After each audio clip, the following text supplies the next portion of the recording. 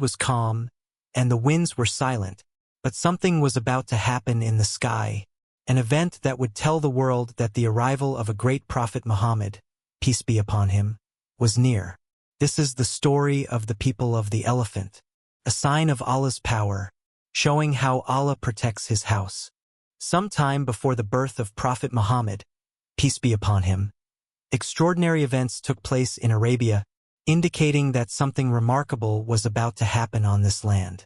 Among these events was the story of the people of the elephant and the Ababeel birds, which Allah mentions in the Quran in Surah Al-Fil. Before the birth of Prophet Muhammad, peace be upon him, a king ruled the southern region of Arabia in Yemen, whose name was Abraha ibn Ashram. Abraha was a Christian and had once served as a commander under the Abyssinian king, Najashi. He defeated the Yemeni king Dhu Nawaz in battle and proved his loyalty to Najashi, who then placed him on the throne of Yemen. When Abraha learned that the Arabs considered the Kaaba extremely sacred, and that people traveled from far and wide to visit it, he had a magnificent church built in the capital Sana'a. It is said that no building in the entire land could match its beauty and grandeur. Abraha sent messengers throughout Arabia, inviting people to visit this church. His goal was to make people visit Sana'a instead of Mecca, turn Sana'a into the center of Arabia, and reduce the prominence of the Kaaba while profiting from worship at his church. When the Arabs learned of his plan, they were outraged. Thus, a man from the Banu Kanana tribe entered the church and defiled the place. When Abraha received this news, he lost his patience. He swore by Christ that he would avenge this insult by attacking the Kaaba. Abraha sought the help of King Najashi of Abyssinia and assembled a massive army of elephants. This army marched from Yemen toward Mecca, aiming to destroy the Kaaba. The brave Arab tribes tried to resist, but one by one they were defeated. Tribes like Banu Salim, Banu Ghatfan, Banu Asad, and Banu Thaqif all fell before him. When Abraha's army neared Mecca, his soldiers saw camels and goats, and considered them spoils of war. These camels and goats belonged to the chief of the Quraysh, Abdul Muttalib, who was the grandfather of Prophet Muhammad, peace be upon him. Upon hearing this, Abdul Muttalib left Mecca, and went to Abraha's camp to meet him. Abraha, why have you come here? Abdul Muttalib, return to me my camels and goats that your soldiers have taken. Abraha, I have come to destroy the Kaaba, and you care only about these animals? Abdul Muttalib, I am the owner of my camels and goats, but the Kaaba belongs to Allah. He will protect his house himself. Abraha, mark my words, I will demolish the Kaaba completely. Abdul Muttalib received his animals back and returned to Mecca.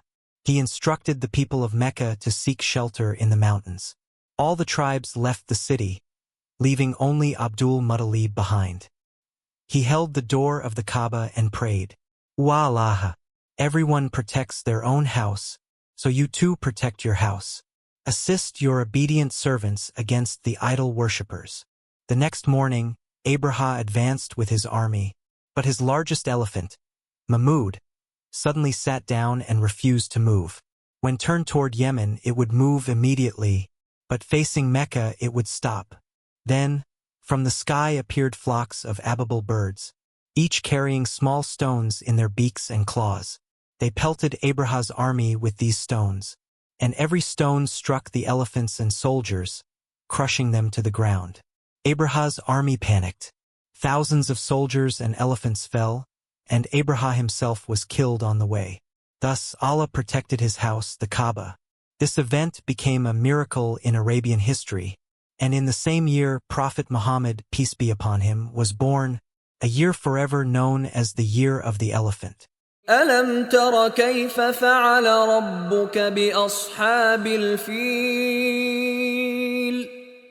ألم يجعل كيدهم في تضليل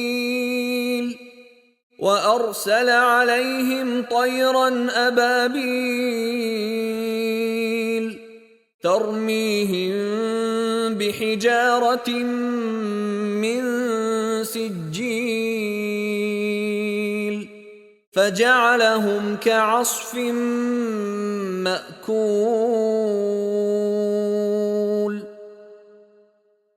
In the name of Allah, the most gracious, the most merciful. Have you, O Muhammad, not seen how your Lord dealt with the people of the elephant? Did he not make their plan go astray? And he sent against them flocks of birds, striking them with stones of baked clay, and he made them like eaten straw. This story is not just a historical tale, but a reminder that Allah shows his signs whenever he wills.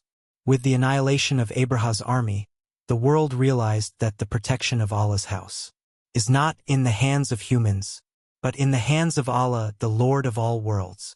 In that same year, the mercy to the worlds, peace be upon him, arrived, bringing light and guidance to the universe.